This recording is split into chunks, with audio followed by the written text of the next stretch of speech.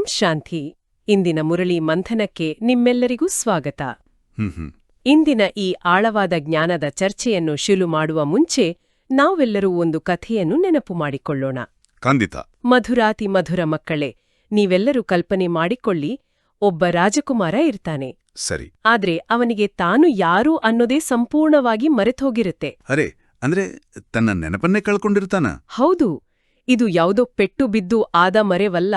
ಬದಲಾಗಿ ನಾಟಕಗಳಲ್ಲಿ ಬೇರೆ ಬೇರೆ ಪಾತ್ರಗಳನ್ನು ಮಾಡ್ತಾ ಮಾಡ್ತಾ ಆ ವೇಷಭೂಷಣಗಳಿಗೆ ಎಷ್ಟೊಂದು ಅಂಟ್ಕೊಂಡು ಬಿಟ್ಟಿರ್ತಾನೆ ಅಂದ್ರೆ ಆ ಭಿಕ್ಷುಕನ ವೇಷವೇ ತಾನು ಅಂತ ನಂಬಿಬಿಟ್ಟಿರ್ತಾನೆ. ಓಹೋ, ನಿಜವಾದ ಅಸ್ತಿತ್ವವನ್ನೇ ಮರ್ತುಬಿಟ್ಟಿದ್ದಾನೆ ಅಂತಾಯಿತು. ಹೌದು. ಬೀದಿಯಲ್ಲಿ ನಿಂತು ಕೈಯೊಡ್ಡಿ ತನ್ನ ಜೋಳಿಗೆಯನ್ನು ತುಂಬಿಸೋಕೆ ಕೇವಲ ಕೆಲವು ನಾಣ್ಯಗಳನ್ನು ಬೇಡ್ತಾ ಇರ್ತಾನೆ. ಆಗ ಸ್ವತಃ ಮಹಾರಾಜನೇ ಅಂದ್ರೆ ಆತನ ತಂದೆಯೇ ಅಲ್ಲಿಗೆ ಹುಡುಕೊಂಡ್ ಬರ್ತಾನೆ. ಆತ ಆ ಭಿಕ್ಷುಕನ ಜೋಳಿಗೆಗೆ ಕೆಲವು ನಾಣ್ಯಗಳನ್ನು ಹಾಕಲ್ಲ. ಬದಲಾಗಿ ಅವನ ಮೇಲಿರುವ ಆ ಹರಿದ ಬಟ್ಟೆಗಳನ್ನು ತೆಗೆದು, ಮಗನೇ, ನೀನು ಭಿಕ್ಷುಕನಲ್ಲ, ಈ ಇಡೀ ರಾಜ್ಯದ ಉತ್ತರಾಧಿಕಾರಿ ಅಂತ ಹೇಳಿ ಇಡೀ ರಾಜ್ಯದ ಆಸ್ತಿಯನ್ನೇ ಕಟ್ಬಿಡ್ತಾನೆ. ವಾವ್! ಇದು ನಿಜಕ್ಕೂ ಅಂದ್ರೆ ಕೇವಲ ಒಂದು ಕಥೆಯಲ್ಲ. ಇದು ನಮ್ಮ ವಾಸ್ತವಿಕ ಸ್ಥಿತಿಯನ್ನು, ಆತ್ಮವು ಹೇಗೆ ತನ್ನ ಸ್ಮೃತಿಯನ್ನು ಕಳೆದುಕೊಳ್ಳುತ್ತೆ ಅನ್ನೋದನ್ನ ಬಹಳ ನಿಖರವಾಗಿ ವಿವರಿಸುತ್ತೆ. ಖಂಡಿತ. ಇದನ್ನ ಆಧ್ಯಾತ್ಮಿಕ ಮರೆವು ಅಂದ್ರೆ ಸ್ಪಿರಿಚುವಲ್ ಅಮ್ನೀಷಿಯಾ ಅಂತ ಕರೀಬೋದು. ನಾವು ಆತ್ಮರು ಈ ಭೌತಿಕ ಶರೀರ ಅನ್ನೋ ವೇಷವನ್ನು ಧರಿಸಿ ಸಾವಿರಾರು ವರ್ಷಗಳ ಕಾಲ ವಿಭಿನ್ನ ಪಾತ್ರಗಳನ್ನು ಮಾಡ್ತಾ ಮಾಡ್ತಾ ಕೊನೆಗೆ ಆ ಪಾತ್ರಗಳಿಗೆ ಅಂಟುಕೊಂಡ್ಬಿಟ್ವಿ. ಹೌದು. ಭಿಕ್ಷುಕನ ಹಾಗೆ ಬೇಡೋಕೆ ಶುರು ಮಾಡಿದ್ವಿ ಅಲ್ವಾ? ನಿಜ. ನಮ್ಮ ಮೂಲ ಅಸ್ತಿತ್ವವನ್ನು ಮರೆತು ಕೇವಲ ಅಲ್ಪಕಾಲದ ಖುಷಿಗಾಗಿ, ಕ್ಷಣಿಕವಾದ ಶಾಂತಿ, ಸಂಪತ್ತಿಗಾಗಿ ಭಗವಂತನ ಬಳಿ ಭಿಕ್ಷೆ ಬೇಡುವವರಾದೆವು. ಆದರೆ ಇಂದು ಬಾಬಾ ಹೇಳ್ತಾರೆ, ಪರಮಪಿತಾ ಪರಮಾತ್ಮನು ನಮಗೆ ಭಕ್ತಿಯ ನಾಣ್ಯಗಳನ್ನು ನೀಡಲು ಬಂದಿಲ್ಲ. ಬದಲಾಗಿ ರಾಜ್ಯವನ್ನೇ ಕೊಡೋಕ್ ಬಂದಿದ್ದಾರೆ. ಹೌದು. ಆತ ಬಂದು ನಮ್ಮ ಸ್ಮೃತಿಯನ್ನು ಜಾಗೃತಗೊಳಿಸಿ ಇಡೀ ಸ್ವರ್ಗದ ಮಾಲೀಕರನ್ನಾಗಿ ಮಾಡುವ ರಾಜಯೋಗದ ಶಿಕ್ಷಣವನ್ನು ನೀಡ್ತಾ ಇದ್ದಾರೆ. ನಾವು ಬೇಡುವವರಲ್ಲ, ಇಡೀ ವಿಶ್ವದ ಉತ್ತರಾಧಿಕಾರಿಗಳು ಅನ್ನೋ ಅರಿವನ್ನು ಮೂಡಿಸ್ತಾ ಇದ್ದಾರೆ. ಭಿಕ್ಷುಕನ ಸ್ಥಿತಿಯಿಂದ ಈ ಉತ್ತರಾಧಿಕಾರಿಯ ಸ್ಥಿತಿಗೆ ಬದಲಾಗುವ ಅರಿವು ಇಂದಿನ ಮುರಳಿಯ ಶೀರ್ಷಿಕೆಯಲ್ಲೇ ಅಡಗಿದೆ ಅಲ್ವಾ? ಹೌದು, ಸಂಪೂರ್ಣವಾಗಿ. ಶೀರ್ಷಿಕೆಯಲ್ಲಿ ಬಾಬಾ ಹೇಳ್ತಾರೆ, ಮಧುರ ಮಕ್ಕಳೇ, ನಿಮಗೆ ಸದ್ಗತಿಯ ಎಲ್ಲದಕ್ಕಿಂತ ಭಿನ್ನವಾದ ಮತ ಸಿಕ್ಕಿದೆ. ದೇಹದ ಎಲ್ಲ ಧರ್ಮಗಳನ್ನು ತ್ಯಜಿಸಿ ಆತ್ಮಾಭಿಮಾನಿಯಾಗಿರಿ, ನನ್ನೊಬ್ಬನನ್ನೇ ನೆನಪು ಮಾಡಿ. ಆದ್ರೆ ಜಗತ್ತಿನಲ್ಲಿ ಎಷ್ಟೊಂದು ಉಪದೇಶಗಳಿವೆ. ಅವೆಲ್ಲಕ್ಕಿಂತ ಭಗವಂತನ ಈ ಮತ ಹೇಗೆ ಸಂಪೂರ್ಣವಾಗಿ ಭಿನ್ನವಾಗಿದೆ ಅಂತ ನಾವು ಯೋಚಿಸಬೇಕು. ಖಂಡಿತ.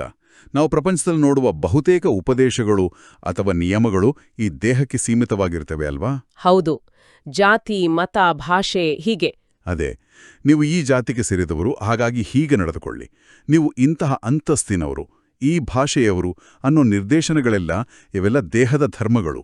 ಆದರೆ ಪರಮಾತ್ಮನ ಶ್ರೀಮತ ಇವೆಲ್ಲದಕ್ಕೂ ಅತೀತವಾಗಿದೆ. ಅಂದ್ರೆ ಆ ಭಿಕ್ಷುಕನ ವೇಷಭೂಷಣವನ್ನು ತೆಗೆದುಹಾಕಿದ ಹಾಗೆ. ಎಕ್ಸಾಕ್ಟ್ಲಿ. ಬಾಬಾ ಹೇಳ್ತಾರೆ, ಈ ಎಲ್ಲಾ ಲೌಕಿಕ ಪಟ್ಟಗಳನ್ನು, ದೇಹದ ಅಹಂಕಾರಗಳನ್ನು ಸಂಪೂರ್ಣವಾಗಿ ತ್ಯಜಿಸಬೇಕು. ಕೇವಲ ನಾನೊಂದು ಚೈತನ್ಯ ಆತ್ಮ, ಒಂದು ಪ್ರಕಾಶಮಾನವಾದ ಬಿಂದು ಅನ್ನೋ ಆತ್ಮಾಭಿಮಾನಿ ಸ್ಥಿತಿಯಲ್ಲಿ ನಿಲ್ಬೇಕು. ಇದುವೇ ನಿಜವಾದ ಸದ್ಗತಿಗಿರುವ ಏಕೈಕ ದಾರಿ. ಹೌದು. ಈ ಲೌಕಿಕ ಗುರುತುಗಳನ್ನು ತೆಗೆದುಹಾಕಿದಾಗ ನಾವು ಭಗವಂತನನ್ನು ನೋಡುವ ದೃಷ್ಟಿಕೋನ ಕೂಡ ಸಂಪೂರ್ಣವಾಗಿ ಬದಲಾಗುತ್ತೆ. ಖಂಡಿತ ಬದಲಾಗುತ್ತೆ.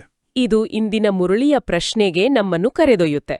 ಬಾಬಾ ಕೇಳ್ತಾರೆ, ಯಾರು ಪರಮಾತ್ಮನನ್ನು ನಾಮರೂಪದಿಂದ ಭಿನ್ನವೆಂದು ಹೇಳುವರೋ ಅವರೊಂದಿಗೆ ನೀವು ಯಾವ ಪ್ರಶ್ನೆಯನ್ನು ಕೇಳುವಿರಿ? ಇದಕ್ಕೆ ಉತ್ತರವಾಗಿ ಭಕ್ತಿ ಮಾರ್ಗದಲ್ಲಿ ಅಂದ್ರೆ ಗೀತೆಯಲ್ಲಿ ಅರ್ಜುನನಿಗೆ ಅಖಂಡ ಜ್ಯೋತಿ ಸ್ವರೂಪದ ಸಾಕ್ಷಾತ್ಕಾರವಾಯಿತು ಮತ್ತು ಅದನ್ನು ನೋಡಿ ಅವನು ಸಹನೆ ಮಾಡಲು ಸಾಧ್ಯವಿಲ್ಲ ಅಂತ ಭಯಪಟ್ಟ ಅನ್ನೋದನ್ನ ಬಾಬಾ ನೆನಪಿಸ್ತಾರೆ. ಹೌದು. ಆದ್ರೆ ವಾಸ್ತವದಲ್ಲಿ ಭಗವಂತನ ರೂಪ ಹಾಗಿದೆಯಾ? ಇಲ್ಲ. ತಂದೆಯ ರೂಪವನ್ನು ನೋಡಿ ಮಕ್ಕಳು ಖುಷಿಯಾಗುವರು, ಭಯಪಡುವುದಿಲ್ಲ ಅಂತ ಬಾಬಾ ಸ್ಪಷ್ಟಪಡಿಸ್ತಾರೆ. ಇದನ್ನ ನಾವು ಪ್ರಾಯೋಗಿಕವಾಗಿ ನೋಡಿದ್ರೆ, ಒಂದು ದೊಡ್ಡ ಜಾತ್ರೆಯಲ್ಲಿ ಕಳೆದುಹೋಗಿ ದಿಕ್ಕು ತೋಚದೆ ಅಳುತ್ತಿರುವ ಮಗು ಹಠಾತ್ತನ್ನೇ ತನ್ನ ತಂದೆಯನ್ನು ನೋಡಿದಾಗ ಏನಾಗುತ್ತೆ? ಅದು ಭಯದಿಂದ ಓಡಿ ಹೋಗುತ್ತಾ ಅಥವಾ ಓಡಿ ಹೋಗಿ ಅಪ್ಪಿಕೊಳ್ಳುತ್ತಾ? 100ಕ್ಕೆ 100ರಷ್ಟು ಆ ಮಗು ತಂದೆಯನ್ನು ಓಡಿ ಹೋಗಿ ಅಪ್ಪಿಕೊಳ್ಳುತ್ತೆ. ಯಾವುದೇ ಮಗುವಿಗೆ ತನ್ನ ಸ್ವಂತ ತಂದೆಯನ್ನು ನೋಡಿ ಭಯಪಡೋಕೆ ಸಾಧ್ಯನೇ ಇಲ್ಲ. ನಿಜ. ಮಧುರಾತಿ ಮಧುರ ಮಕ್ಕಳೇ, ಪರಮಾತ್ಮನು ನಮ್ಮೆಲ್ಲರ ಪ್ರೀತಿಯ ತಂದೆ. ಆತನ ರೂಪ ಜಗತ್ತು ಕಲ್ಪಿಸಿಕೊಂಡಿರುವ ಹಾಗೆ ಆ ಕಣ್ಣು ಕೋರೈಸುವ, ಸಹಿಸಲಾಗದ ಅಥವಾ ಭಯ ಹುಟ್ಟಿಸುವ ಅಖಂಡ ಜ್ಯೋತಿಯಲ್ಲ. ಹೌದು, ಆತನು ನಕ್ಷತ್ರದಂತೆ ಅತೀ ಸೂಕ್ಷ್ಮವಾದ, ಪ್ರೀತಿಯುತವಾದ ಮತ್ತು ಅತ್ಯಂತ ಶೀತಲವಾದ ಶಾಂತಿಯ ಬಿಂದು ರೂಪ ಆಗಿದ್ದಾನೆ. ಖಂಡಿತ. ಹಾಗಾಗಿಯೇ ತಂದೆಯ ಈ ನಿಜವಾದ ರೂಪವನ್ನು ಅರಿತಾಗ ಮಕ್ಕಳಿಗೆ ಭಯದ ಬದಲು ಅಪಾರವಾದ ಆಂತರಿಕ ಖುಷಿ ಸಿಗುತ್ತೆ. ಆದ್ರೆ ಆತನ ರೂಪ ಅಷ್ಟು ಮಧುರವಾಗಿದ್ರೆ ಮತ್ತು ಆತನ್ ನಮಗೆ ಇಡೀ ರಾಜ್ಯಭಾಗ್ಯವನ್ನೇ ನೀಡುವವನಾಗಿದ್ರೆ ಈ ಭಕ್ತರು ಯಾಕೆ ಇಷ್ಟು ಕಂಗಾಲಾಗಿದ್ದಾರೆ? ಇದು ಬಹಳ ಮುಖ್ಯವಾದ ಪ್ರಶ್ನೆ. ಮುರುಳಿಯ ಮುಂದಿನ ಹಂತದಲ್ಲಿ ಭಕ್ತಿ ಮತ್ತು ಭಗವಂತನ ಕರೆಯ ಬಗ್ಗೆ ಬಾಬಾ ವಿವರಿಸ್ತಾರೆ. ಬಾಬಾ ಹೇಳ್ತಾರೆ, ಭಕ್ತರು ಜನ್ಮ ಜನ್ಮಗಳಿಂದ ಹೇ ತಂದೆಯೇ ನಮ್ಮೆಲ್ಲರ ಜೋಳಿಗೆಯನ್ನ ತುಂಬಿಸಿ ಅಂದ ಬೇಡ್ತಾ ಇದ್ದಾರೆ. ಆದ್ರೆ ಇದರ ಜೊತೆಗೆ ಬಾಬಾ ಒಂದು ಮಹತ್ವದ ಸತ್ಯವನ್ನು ಬಿಚ್ಚಿಡ್ತಾರೆ. ಏನಂದ್ರೆ, ಸತ್ಯಯುಗದಲ್ಲಿ ಭಕ್ತಿ ಇರೋದಿಲ್ಲ, ಅಲ್ಲಿ ಪಾವನ ದೇವಿ ದೇವತೆಗಳಿರ್ತಾರೆ. ಆ ದೇವತೆಗಳೇ ಪುನರ್ಜನ್ಮ ಪಡಿತಾ ಕೆಳಗಿಳಿದು ಬಂದು ಪೂಜಾರಿಗಳಾಗ್ತಾರೆ ಅಂತ. ಹೌದು, ಇದು ಸೃಷ್ಟಿಯ ಒಂದು ಸಹಜ ನಿಯಮ ಅಲ್ವಾ? ಹೊಸತಾಗಿರೋದು ಒಂದು ದಿನ ಹಳೆಯದಾಗಲೇಬೇಕು. ಸತ್ಯಯುಗದಲ್ಲಿ ಆತ್ಮಗಳು ಸಂಪೂರ್ಣ ಚಾರ್ಜ್ ಆದ ಬ್ಯಾಟ್ರಿಯಂತೆ ಇರ್ತವೆ. ಅಂದ್ರೆ ಅಲ್ಲಿ ಯಾವುದೇ ಕೊರತೆ ಇರೋದಿಲ್ಲ. ಖಂಡಿತ ಇರೋದಿಲ್ಲ. ಹಾಗಾಗಿ ಭಗವಂತನ ಬಳಿ ಬೇಡುವ ಅವಶ್ಯಕತೆಯೇ ಬರೋದಿಲ್ಲ. ಆದ್ರೆ ಯುಗಗಳು ಉರುಳಿದಂತೆ ಆತ್ಮವು ಜನನ ಮರಣಗಳ ಚಕ್ರದಲ್ಲಿ ಸಿಲುಕಿ ತನ್ನ ಶಕ್ತಿಯನ್ನ ಕಳೆದುಕೊಳ್ತಾ ಬರುತ್ತೆ. ಯಾರು ಸತ್ಯಯುಗದಲ್ಲಿ ಸಂಪೂರ್ಣ ದೇವತೆಗಳಾಗಿದ್ದರೋ ಅವರೇ ತಮ್ಮ ಶಕ್ತಿ ಕಳೆದುಕೊಂಡಾಗ ತಮ್ಮದೇ ಹಿಂದಿನ ಜನ್ಮದ ಪರಿಪೂರ್ಣ ಪ್ರತಿಮೆಗಳನ್ನು ಭಕ್ತಿ ಮಾರ್ಗದಲ್ಲಿ ಪೂಜಿಸಲು ಪ್ರಾರಂಭಿಸುತ್ತಾರೆ. ಅಂದ್ರೆ ನಾವೇ ಪೂಜ್ಯರಾಗಿದ್ದೆವು, ನಾವೇ ಪೂಜಾರಿಗಳಾಗಿದ್ದೇವೆ ಅಂತ ಬಾಬಾ ಹೇಳ್ತಾರೆ. ವಾವ್, ಇದು ಎಂತಹ ವಿಪರ್ಯಾಸ ಅಲ್ವಾ? ನಾವು ನಮ್ಮದೇ ಗತಕಾಲದ ಪರಿಪೂರ್ಣತೆಯನ್ನು ಪೂಜಿಸ್ತಾ ಇದ್ದೀವಿ. ಹೌದು, ಮರೆತೋಗಿದೆಯಲ್ಲ. ಇಂತಹ ಕಳೆದೋದ ಅರಿವನ್ನು ಮರಳಿ ನೀಡೋಕೆ ಭಗವಂತ ಬರ್ಲೇಬೇಕು. ಆದ್ರೆ ಆತ ಯಾವಾಗ ಬರ್ತಾನೆ ಅನ್ನೋದ್ರ ಬಗ್ಗೆ ಜಗತ್ತಿನಲ್ಲಿ ಅಪಾರ ಗೊಂದಲವಿದೆ. ಎಲ್ಲರೂ ಓ ಗಾಡ್ ಫಾದರ್ ಅಂತಾರೆ, ಆದ್ರೆ ಆತನ ನಾಮ, ರೂಪ, ದೇಶ, ಕಾಲ ಯಾರಿಗೂ ನಿಖರವಾಗಿ ತಿಳಿದಿಲ್ಲ. ನಿಜ. ಕ್ರಿಶ್ಚಿಯನ್ನರಿಗೆ ಕ್ರಿಸ್ತ ಯಾವಾಗ ಹುಟ್ಟಿದ ಅಂತ ತಿಳಿದಿದೆ, ಆದ್ರೆ ಸ್ವಯಂ ಸೃಷ್ಟಿಕರ್ತನಾದ ಶಿವನ ಜಯಂತಿ ಯಾವಾಗಾಗುತ್ತೆ ಅನ್ನೋದು ಜಗತ್ತಿಗೆ ಅಜ್ಞಾತವಾಗಿದೆ. ಯಾಕಂದ್ರೆ ಭಗವಂತನ ಆಗಮನ ಸಾಮಾನ್ಯ ಇತಿಹಾಸದ ಪುಟಗಳಲ್ಲಿ ನಡೆಯುವಂತಹದಲ್ಲ. ಆತ ಕೇವಲ ಕಲ್ಪಕಲ್ಪದ ಸಂಗಮ ಯುಗದಲ್ಲಿಯೇ, ಅಂದ್ರೆ ಈ ಇಡೀ ಸೃಷ್ಟಿ ತಮೋಪ್ರಧಾನವಾದಾಗ ಮಾತ್ರ ಬರ್ತಾನೆ. ತಮೋಪ್ರಧಾನ ಅಂದೆ? ತಮೋಪ್ರಧಾನ ಅಂದ್ರೆ ಸೃಷ್ಟಿಯ ಅತ್ಯಂತ ಕೆಳಹಂತ, ಎಲ್ಲಿ ಮೌಲ್ಯಗಳು ಸಂಪೂರ್ಣವಾಗಿ ಕುಸಿದು ಎಲ್ಲೆಡೆ ಕಲ್ಮಶ ತುಂಬಿರುತ್ತದೆಯೋ ಆ ಸಮಯ. ಈ ನಿಖರವಾದ ಸಮಯದ ಬಗ್ಗೆ ನಮಗೆ ದಾದೀಜಿಯವರ ಪ್ರಾಯೋಗಿಕ ಜೀವನ ಒಂದು ಅದ್ಭುತ ಉದಾಹರಣೆಯಾಗಿದೆ. ಹೌದು, ದಾದೀಜಿಯವರ ಬಗ್ಗೆ ಹೇಳಿ. ದಾದೀಜಿಯವರಿಗೆ ನಿರಾಕಾರ ಶಿವಬಾಬಾ ಬೇರೆ ಯಾವುದೇ ಯುಗದಲ್ಲಿ ಬರೋದಿಂದ ಕೇವಲ ಈ ಸಂಗಮ ಯುಗದಲ್ಲಿಯೇ ಬರ್ತಾರೆ ಅನ್ನೋ ಅಚಲವಾದ ನಿಶ್ಚಯವಿತ್ತು. ಆ ಅಚಲ ನಿಶ್ಚಯವೇ ಅವರ ಪ್ರತಿಯೊಂದು ಮಾತಿನಲ್ಲಿ, ನಡೆಯಲ್ಲಿಂದ ಆಧ್ಯಾತ್ಮಿಕ ಅಧಿಕಾರಕ್ಕೆ ಕಾರಣವಾಗಿತ್ತು. ಆ ನಿಶ್ಚಯ ಮೂಡ್ಬೇಕಾದ್ರೆ ಜ್ಞಾನದ ಸ್ಪಷ್ಟತೆ ಇರ್ಲೇಬೇಕು. ಆದ್ರೆ ಇಲ್ಲಿ ನನ್ನದೊಂದು ಕುತೂಹಲಕಾರಿ ಪ್ರಶ್ನೆ ಮೂಡುತ್ತೆ. ಕೇಳಿ. ಮಧುರಾತಿ ಮಧುರ ಮಕ್ಕಳೇ, ಪ್ರಪಂಚದ ಅನೇಕ ಸಾಧು, ಸಂತರು, ದೊಡ್ಡ ದೊಡ್ಡ ತತ್ವಜ್ಞಾನಿಗಳು ಆತ್ಮವು ನಿರ್ಲೇಪ ಅಂತಾರೆ. ನಿರ್ಲೇಪ ಅಂದ್ರೆ ಶರೀರ ಏನೇ ಪಾಪಪುಣ್ಯಗಳನ್ನು ಮಾಡಿದರೂ ಅದು ಆತ್ಮಕ್ಕೆ ಅಂಟುವುದಿಲ್ಲ ಅಂತ ಅವರು ಬಲವಾಗಿ ಹೇಳ್ತಾರೆ. ಆದ್ರೆ ಬಾಬಾ ಹೇಳ್ತಾರೆ, ಆತ್ಮದಲ್ಲಿ ಒಳ್ಳೆಯ ಅಥವಾ ಕೆಟ್ಟ ಸಂಸ್ಕಾರಗಳಿರ್ತವೆ ಮತ್ತು ಅದರ ಆಧಾರದ ಮೇಲೆಯೇ ಅದು ಮುಂದಿನ ಜನ್ಮ ಪಡೆಯುತ್ತೆ ಅಂತ. ಹೌದು. ಜಗತ್ತು ನಿರ್ಲೇಪ ಎನ್ನುತ್ತಿರುವಾಗ ಬಾಬಾ ಸಂಸ್ಕಾರಗಳ ಲೆಕ್ಕಾಚಾರವನ್ನು ಯಾಕೆ ಇಡ್ತಾ ಇದ್ದಾರೆ? ಇದೊಂದು ಅತ್ಯಂತ ಆಳವಾದ ತಾರ್ಕಿಕ ವಿಷಯ. ಸ್ವಲ್ಪ ಯೋಚನೆ ಮಾಡಿ. ಆತ್ಮವೇ ನಿರ್ಲೇಪವಾಗಿದ್ರೆ, ಅದಕ್ಕೆ ಪಾಪಪುಣ್ಯಗಳೇ ಅಂಟುವುದಿಲ್ಲ ಅಂತಾದ್ರೆ ಮತ್ತೆ ಪುನರ್ಜನ್ಮದ ಆಧಾರವೇನೋ? ಅರೆ ಹೌದಲ್ವಾ?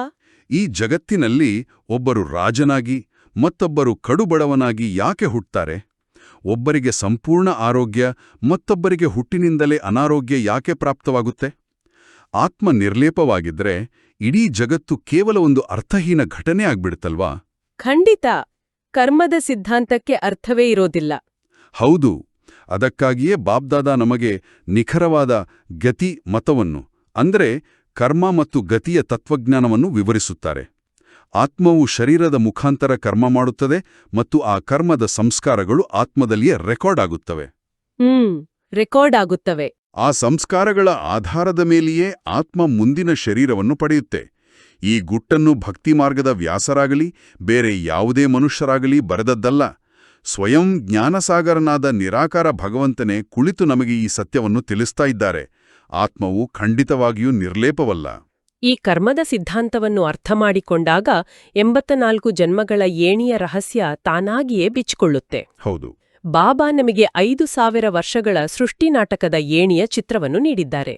ಬಾಬಾ ಹೇಳ್ತಾರೆ, ನಾವು ಆತ್ಮರೇ ಸೂರ್ಯವಂಶ, ಚಂದ್ರವಂಶ, ವೈಶ್ಯವಂಶ, ಶೂದ್ರವಂಶದ ಮೂಲಕ ಕೆಳಗೆ ಇಳಿಯುತ್ತಾ ಬರ್ತೀವಿ ಅಂತ. ನಮ್ಮ ಭಕ್ತಿ ಗ್ರಂಥಗಳಲ್ಲಿ ಸತ್ಯಯುಗದಲ್ಲಿಯೇ ಕಂಸ, ಜರಾಸಂಧರಂಥ ದುಷ್ಟರು ಇದ್ರು ಅಂತ ತೋರಿಸಿದ್ದಾರೆ. ಆದ್ರೆ ಬಾಬಾ ಅದನ್ನ ಸ್ಪಷ್ಟವಾಗಿ ತಳ್ಳಿ ಹಾಕ್ತಾರೆ. ಹೊಸ ಪ್ರಪಂಚದಲ್ಲಿ ಅಂದ್ರೆ ಸತ್ಯ ತ್ರೇತಾಯುಗದಲ್ಲಿ ದುಃಖದ ಹೆಸರೇ ಇರಲು ಸಾಧ್ಯವಿಲ್ಲ ಅಂತ. ಖಂಡಿತ. ನಾವು ಕೆಳಗೆ ಇಳಿದು ಬಂದಂತೆ ದ್ವಾಪರ ಮತ್ತು ಕಲಿಯುಗದಲ್ಲಿ ಮಾತ್ರ ಈ ವಿಕಾರಗಳು ಹುಟ್ಕೊಳ್ತವೆ. ಆ ವಿಕಾರಗಳಲ್ಲಿ ಅತ್ಯಂತ ಪ್ರಮುಖವಾದದ್ದನ್ನು ಬಾಬಾ ಇಂದು ಎಚ್ಚರಿಸ್ತಾ ಇದ್ದಾರೆ. ಬಾಬಾ ಹೇಳ್ತಾರೆ, ಕಾಮ ಮಹಾಶತ್ರುವಾಗಿದೆ, ಇದೇ ಆದಿಮಧ್ಯಾಂತ್ಯ ದುಃಖ ಕೊಟ್ಟಿದೆ ಅಂತ. ಹೌದು. ಸತ್ಯಯುಗದ ಆ ಸುಂದರವಾದ ಭಗವಂತನ ಹೂದೋಟವು ಈಗ ಮುಳ್ಳುಗಳ ಅರಣ್ಯವಾಗಲು ಈ ಕಾಮವಿಕಾರವೇ ಮೂಲ ಕಾರಣವಾಗಿದೆ. ನಿಜ. ಆದರೆ ಇಂದಿನ ಈ ಆಧುನಿಕ ಪ್ರಪಂಚದಲ್ಲಿ ಎಲ್ಲಿ ನೋಡಿದರೂ ಆಕರ್ಷಣೆ ಮತ್ತು ವಿಕಾರಗಳೇ ತುಂಬಿರುವಾಗ ಈ ಮಹಾಶತ್ರುವನ್ನು ಗೆಲ್ಲುವುದು ಹೇಗೆ? ಇದು ಅಸಾಧ್ಯ ಅಂತನ್ಸಲ್ವಾ? ಮೇಲ್ನೋಟಕ್ಕೆ ಅಸಾಧ್ಯ ಅಂತ ಅನಿಸಿದ್ರೂ ಇದು ಸಾಧ್ಯ ಅನ್ನೋದಕ್ಕೆ ಬ್ರಹ್ಮಬಾಬಾರವರ ಜೀವನ ನಮಗೆ ಜೀವಂತ ಸಾಕ್ಷಿಯಾಗಿದೆ. ಓಹೋ. ಬ್ರಹ್ಮಬಾಬಾರವರು ಸಾಮಾನ್ಯ ವ್ಯಕ್ತಿಯಾಗಿರಲಿಲ್ಲ. ಅವರು ದೊಡ್ಡ ವಜ್ರದ ವ್ಯಾಪಾರಿಯಾಗಿದ್ದರು. ಲೌಕಿಕ ಜೀವನದ ಎಲ್ಲಾ ಭೌತಿಕ ಸುಖ, ಸಂಪತ್ತು, ಆಕರ್ಷಣೆಗಳನ್ನು ಅವರು ನೋಡಿದ್ರು. ಹೌದು. ಆದರೆ ಜ್ಞಾನ ಸಿಕ್ಕ ತಕ್ಷಣ ಪವಿತ್ರತೆ ಎಂದ್ರೆ ಕೇವಲ ದೈಹಿಕ ಬ್ರಹ್ಮಚರ್ಯವಲ್ಲ, ಅದು ಮನಸ್ಸಿನ ದೃಷ್ಟಿಕೋನವನ್ನು ಬದಲಾಯಿಸುವುದು ಅನ್ನೋದನ್ನ ಅವರು ಅರಿತರು. ಅವರು ಪ್ರತಿಯೊಬ್ಬರನ್ನೂ ಕೇವಲ ಆತ್ಮದ ದೃಷ್ಟಿಯಿಂದ ನೋಡಲು ಪ್ರಾರಂಭಿಸಿದರು. ಅಂದ್ರೆ ಆತ್ಮಾಭಿಮಾನಿ ಸ್ಥಿತಿಯಲ್ಲಿ. ಹೌದು. ಇದು ಸ್ತ್ರೀ, ಇದು ಪುರುಷ ಅನ್ನೋ ಭೇದಭಾವವನ್ನು ಮನಸ್ಸಿನಿಂದಲೇ ಅಳಿಸಿ ಹಾಕಿದರು.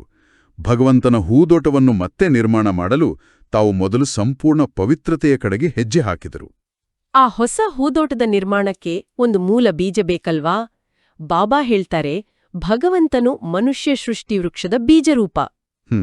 ಆದರೆ ಭಕ್ತಿಯಲ್ಲಿ ಇದನ್ನ ಬಹಳ ಅಲಂಕಾರಿಕವಾಗಿ ಕಥೆಗಳ ಮೂಲಕ ಹೇಳಿದ್ದಾರೆ.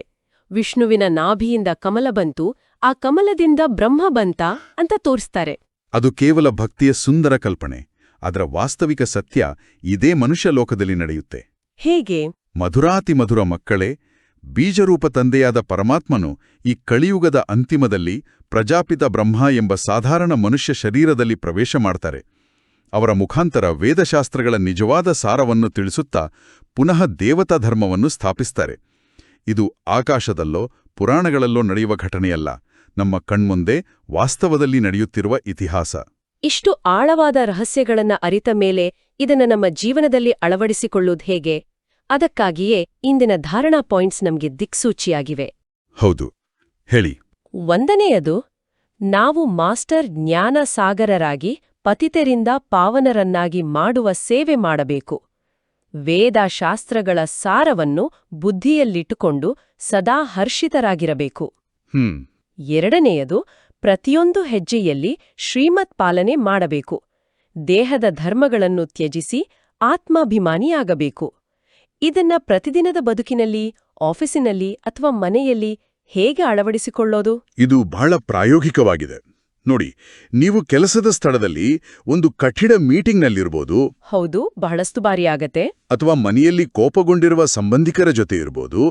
ಆ ಕ್ಷಣದಲ್ಲಿ ಅವರ ದೇಹವನ್ನು, ಅವರ ವಯಸ್ಸನ್ನು ಅಥವಾ ಅವರ ಹುದ್ದೆಯನ್ನು ನೋಡಬೇಡಿ. ಅವರ ಹಣೆಯ ಮಧ್ಯದಲ್ಲಿ ಹೊಳೆಯುತ್ತಿರುವ ಒಂದು ಸಣ್ಣ ಪ್ರಕಾಶಮಾನವಾದ ಬಿಂದುವನ್ನು, ಕೇವಲ ಆತ್ಮವನ್ನು ಮಾತ್ರ ನೋಡಿ. ಅದೇ ಆತ್ಮಾಭಿಮಾನಿ ಸ್ಥಿತಿ. ಹೌದು.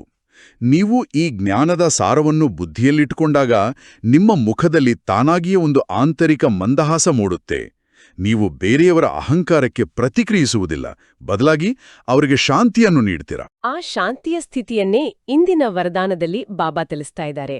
ವರದಾನ ಏನ್ ಹೇಳುತ್ತೆ? ವರದಾನ, ವಿಸ್ತಾರವನ್ನು ಸಾರದಲ್ಲಿ ಸಮಾವೇಶ ಮಾಡಿಕೊಂಡು ತಮ್ಮ ಶ್ರೇಷ್ಠ ಸ್ಥಿತಿಯನ್ನಾಗಿ ಮಾಡಿಕೊಳ್ಳುವಂತಹ ತಂದೆಯ ಸಮಾನ ಲೈಟ್ ಮೈಟ್ ಹೌಸ್ ಭವ. ಓಹೋ.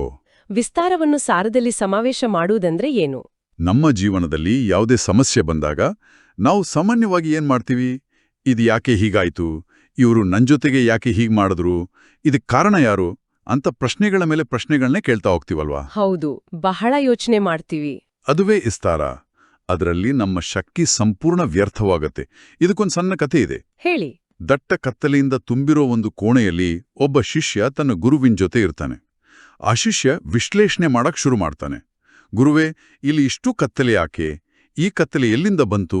ಯಾರು ಮಾಡಿದ್ರು ಅಂತ. ಆಗ ಗುರುಗಳು ಆ ಕತ್ತಲೆಯ ಬಗ್ಗೆ ಒಂದು ಮಾತನ್ನು ಆಡದೆ ಮೌನವಾಗಿ ಒಂದು ಸಣ್ಣ ದೀಪವನ್ನ ಹಚ್ತಾರೆ. ಕ್ಷಣಾರ್ಧದಲ್ಲಿ ಕತ್ತಲೆ ಮಾಯವಾಗುತ್ತೆ. ಆ ದೀಪವು ಕತ್ತಲೆಯ ಬಗ್ಗೆ ಪ್ರಶ್ನಿಸುವುದಿಲ್ಲ, ಅದು ಕೇವಲ ತನ್ನ ಬೆಳಕನ್ನು ಬೀರುತ್ತೆ. ಹಾಗೆಯೇ ನಾವು ಸಹ ಸಮಸ್ಯೆಗಳ ವಿಸ್ತಾರದಲ್ಲಿ ಸಿಲುಕದೆ ತಂದೆಯ ಸಮಾನ ಲೈಟ್ ಮೈಟ್ ಹೌಸ್ ಆಗಿ ಕೇವಲ ನಮ್ಮ ಶಾಂತಿಯ ಬೆಳಕನ್ನು ಹರಡಬೇಕು. ಸಮಸ್ಯೆಗಳನ್ನು ವಿಶ್ಲೇಷಿಸುವ ಬದಲು ಕೇವಲ ದೀಪವನ್ನು ಹಚ್ಚಿ, ಎಂಥ ಪ್ರಾಯೋಗಿಕ ಪರಿಹಾರ ಇದು! ಈ ಆಂತರಿಕ ಸ್ಥಿತಿಯನ್ನು ಕಾಪಾಡಿಕೊಳ್ಳುವುದೇ ಅತಿ ದೊಡ್ಡ ಸೇವೆಯಾಗಿದೆ ಅನ್ನೋದನ್ನ ಇಂದಿನ ಶ್ಲೋಗನ್ ಹೇಳುತ್ತೆ. ಹೌದು, ಸ್ಲೋಗನ್ ಏನಿದೆ? ಬಾಬಾ ಹೇಳ್ತಾರೆ, ತಮ್ಮ ವೃತ್ತಿಯನ್ನು ಶಕ್ತಿಶಾಲಿ ಮಾಡುತ್ತೀರೆಂದರೆ ಸೇವೆಯಲ್ಲಿ ಸ್ವತಃವಾಗಿ ವೃದ್ಧಿಯಾಗುವುದು ಅಂತ. ಖಂಡಿತ. ನಮಗೆ ಅನೇಕ ಬಾರಿ ಅನಿಸುತ್ತೆ, ನಾವು ಸೇವೆ ಮಾಡಬೇಕೆಂದ್ರೆ ದೊಡ್ಡ ದೊಡ್ಡ ಭಾಷಣ ಮಾಡಬೇಕು ಅಥವಾ ಕಾರ್ಯಕ್ರಮಗಳನ್ನು ಆಯೋಜಿಸಬೇಕು ಅಂತ.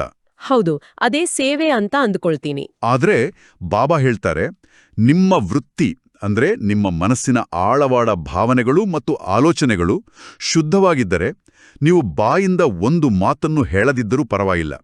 ನಿಮ್ಮ ಶುದ್ಧ ಪ್ರಕಂಪನೆಗಳು ವೈಬ್ರೇಷನ್ಸ್ ಕೋಣೆಯಲ್ಲಿರುವ ಇತರರ ಮನಸ್ಸನ್ನು ಶಾಂತಗೊಳಿಸ್ತವೆ. ಇದೇ ಶ್ರೇಷ್ಠ ಸೇವೆ. ಪಟ್ಟು ಆ ಶ್ರೇಷ್ಠ ಸೇವೆಯನ್ನು ಮಾಡಲು ನಮ್ಮ ತಳಪಾಯ ಗಟ್ಟಿಯಾಗಿರ್ಬೇಕಲ್ವಾ? ಹೌದು. ಇಂದಿನ ಅವ್ಯಕ್ತ ಇಶಾರೆಯಲ್ಲಿ ಬಾಬಾ ಹೇಳ್ತಾರೆ, ನಿಶ್ಚಯದ ಫೌಂಡೇಶನ್ ಬಲಗೊಳಿಸಿ ಸದಾ ನಿರ್ಭಯ ಮತ್ತು ನಿಶ್ಚಿಂತರಾಗಿರಿ ಅಂತ. ಆದ್ರೆ ಪ್ರತಿದಿನ ಕ್ಷಣಕ್ಕೂ ಬದಲಾಗುತ್ತಿರುವ ಆತಂಕದಿಂದ ಕೂಡಿರುವ ಈ ಜಗತ್ತಿನಲ್ಲಿ ನಿರ್ಭಯರಾಗಿರುವುದು ಹೇಗೆ? ಈ ಪ್ರಶ್ನೆಗೆ ಉತ್ತರವನ್ನಾಗಿ ನಾವು ಯಜ್ಞದ ಮಾತೆಯಾದ ಮಾಮಾ ಅವರ ಜೀವನವನ್ನು ನೋಡಬೇಕು. ಮಾಮಾ ಅವರ ಬಗ್ಗೆ ಹೇಳಿ. ಮಧುರಾತಿ ಮಧುರ ಮಕ್ಕಳೇ, ಮಾಮಾ ಅವರಲ್ಲಿ ಭಗವಂತನ ಮೇಲೆ ಮತ್ತು ಈ ಸೃಷ್ಟಿ ನಾಟಕದ ಮೇಲೆ ಎಷ್ಟೊಂದು ಅಚಲವಾದ ನಿಶ್ಚಯವಿತ್ತು ಅಂದ್ರೆ ಅವರ ಸ್ವಭಾವ ಸಂಪೂರ್ಣ ನಿರ್ಮಲವಾಗಿತ್ತು. ಅವರು ಯಾರ ಬಗ್ಗೆಯೂ ನಕಾರಾತ್ಮಕ ಭಾವನೆ ಇಟ್ಕೊಳ್ಳಿಲ್ಲ. ಪ್ರತಿಯೊಬ್ಬರಲ್ಲೂ ಕೇವಲ ವಿಶೇಷತೆಯನ್ನು ಮಾತ್ರ ನೋಡ್ತಾ ಇದ್ರು. ನಾವು ನಾಟಕದ ಪ್ರತಿಯೊಂದು ದೃಶ್ಯವೂ ಕಲ್ಯಾಣಕಾರಿಯಾಗಿದೆ ಅಂತ ಸಂಪೂರ್ಣವಾಗಿ ನಂಬಿದಾಗ ಮತ್ತು ಎಲ್ಲರಲ್ಲೂ ಕೇವಲ ಒಳಿತನ್ನೇ ನೋಡಿದಾಗ ಭಯಕ್ಕೆ ಜಾಗ ಎಲ್ಲಿದೆ? ಆ ಶುಭ ಭಾವನೆಯೇ ನಮ್ಮನ್ನು ಸಂಪೂರ್ಣ ನಿಶ್ಚಿಂತರನ್ನಾಗಿ ಮತ್ತು ನಿರ್ಭಯರನ್ನಾಗಿ ಮಾಡುತ್ತೆ. ಆ ನಿರ್ಭಯ ನಿಶ್ಚಿಂತ ಸ್ಥಿತಿಯನ್ನು ವಾಸ್ತವದಲ್ಲಿ ಅನುಭವಿಸಲು ನಾವೀಗ ಕೆಲವು ನಿಮಿಷಗಳ ಕಾಲ ರಾಜಯೋಗದ ಧ್ಯಾನವನ್ನು ಮಾಡೋಣ. ಖಂಡಿತ. ಮಧುರಾತಿ ಮಧುರ ಮಕ್ಕಳೇ, ಈಗ ನಿಮ್ಮ ಸಂಪೂರ್ಣ ಗಮನವನ್ನು ಈ ಹೊರಗಿನ ವಿಸ್ತಾರದಿಂದ, ಈ ಭೌತಿಕ ಪ್ರಪಂಚದ ಗದ್ದಲಗಳಿಂದ ನಿಧಾನವಾಗಿ ಬಿಡಿಸಿ. ಬಾಹ್ಯ ಶಬ್ದಗಳು, ಜವಾಬ್ದಾರಿಗಳು, ಸಮಸ್ಯೆಗಳು ಎಲ್ಲವನ್ನೂ ದೂರವಿಡಿ. ನಿಮ್ಮ ಗಮನವನ್ನು ಭ್ರೂಕುಟಿಯ ಮಧ್ಯದಲ್ಲಿ ಕೇಂದ್ರೀಕರಿಸಿ. ನಾನೊಂದು ಭೌತಿಕ ಶರೀರವಲ್ಲ, ನಾನೊಂದು ಹೊಳೆಯುವ ದಿವ್ಯ ನಕ್ಷತ್ರ, ಅತ್ಯಂತ ಶಾಂತ ಪ್ರಕಾಶಮಾನವಾದ ಚೈತನ್ಯ ಜ್ಯೋತಿ. ನಾನು ನನ್ನ ಈ ಭೌತಿಕ ವೇಶ್ಯವನ್ನು ಕಳಚಿ ನನ್ನ ಮೂಲ ವತನ ಪರಮಧಾಮದ ಕಡೆಗೆ ಪ್ರಯಾಣಿಸುತ್ತಿದ್ದೇನೆ. ಸೂರ್ಯ, ಚಂದ್ರ, ನಕ್ಷತ್ರಗಳನ್ನು ದಾಟಿ ಆ ಕೆಂಪು ಬಂಗಾರದ ಪ್ರಕಾಶದಲ್ಲಿ ಸಂಪೂರ್ಣ ಮೌನದ ಲೋಕದಲ್ಲಿ ನನ್ನ ಪ್ರೀತಿಯ ತಂದೆ ಜ್ಞಾನಸಾಗರ ಶಿವಬಾಬಾ ವಿರಾಜಮಾನರಾಗಿದ್ದಾರೆ. ಬಾಬಾರವರಿಂದ ಶುದ್ಧ ಪ್ರಕಾಶದ ಕಿರಣಗಳು ನೇರವಾಗಿ ನನ್ನ ಮೇಲೆ ಬೀಳುತ್ತಿವೆ. ಆ ದಿವ್ಯ ಕಿರಣಗಳು ನನ್ನೊಳಗಿರುವ ಎಲ್ಲ ಭಾರವನ್ನು, ಆತಂಕವನ್ನು ಕರಗಿಸುತ್ತಿವೆ. ನನ್ನ ಪ್ರತಿಯೊಂದು ಸಂಕಲ್ಪದಲ್ಲಿಯೂ ಪವಿತ್ರತೆ ಮತ್ತು ಶಕ್ತಿಯನ್ನು ತುಂಬುತ್ತಿವೆ. ನಾನು ಮಾಸ್ಟರ್ ಜ್ಞಾನಸಾಗರನಾಗುತ್ತಿದ್ದೇನೆ. ನನ್ನಿಂದ ಜಗತ್ತಿನ ಮೂಲೆ ಮೂಲೆಗೂ ಶಾಂತಿಯ ಕಿರಣಗಳು ಹರಡುತ್ತಿವೆ. ನಾನು ತಂದೆಯ ಸಮಾನ ಲೈಟ್ ಮೈಟ್ ಹೌಸ್ ಆತ್ಮ ಆಗಿದ್ದೇನೆ. ಸಂಪೂರ್ಣ ನಿಶ್ಚಿಂತ, ಸಂಪೂರ್ಣ ನಿರ್ಭಯ. ಓಂ ಶಾಂತಿ. ಓಂ ಶಾಂತಿ. ಓಂ ಶಾಂತಿ. ಎಂತಹ ಅದ್ಭುತವಾದ ಶಕ್ತಿಶಾಲಿಯಾದ ಅನುಭವ ಇದು. ಖಂಡಿತ. ಇಂದು ಇಡೀ ದಿನ ನಾವು ನಮ್ಮ ಕೆಲಸ ಕಾರ್ಯಗಳಲ್ಲಿ ತೊಡಗಿರುವಾಗ ಯಾವುದೇ ಸಮಸ್ಯೆ ನಮ್ಮನ್ನು ವಿಸ್ತಾರಕ್ಕೆ ಎಳೆಯಲು ಪ್ರಯತ್ನಿಸಿದಾಗ ಈ ಒಂದೇ ಸ್ವಮಾನವನ್ನು ನಮ್ಮ ಮನಸ್ಸಿನಲ್ಲಿ ಗಟ್ಟಿಯಾಗಿ ಹಿಡಿದಿಟ್ಕೊಳ್ಳೋಣ. ಹೌದು, ಪದೇ ಪದೇ ನಮ್ಮನ್ನು ನಾವು ನೆನಪಿಸ್ಕೊಳ್ಳೋಣ. ನಾನು ಮಾಸ್ಟರ್ ಜ್ಞಾನಸಾಗರ ಮತ್ತು ಲೈಟ್ ಮೈಟ್ ಹೌಸ್ ಆತ್ಮ ಆಗಿದ್ದೇನೆ. ಕತ್ತಲೆಯನ್ನು ವಿಶ್ಲೇಷಿಸುವ ಬದಲು ಕೇವಲ ಬೆಳಕನ್ನು ನೀಡುವ ದೀಪವಾಗಿರೋಣ. ಖಂಡಿತ. ಇಂದು ಇಡೀ ದಿನ ಸ್ವಮಾನದಲ್ಲಿ ಇರಲು ಅಭ್ಯಾಸ ಮಾಡೋಣ. ಹೌದು. ಓಂ ಶಾಂತಿ.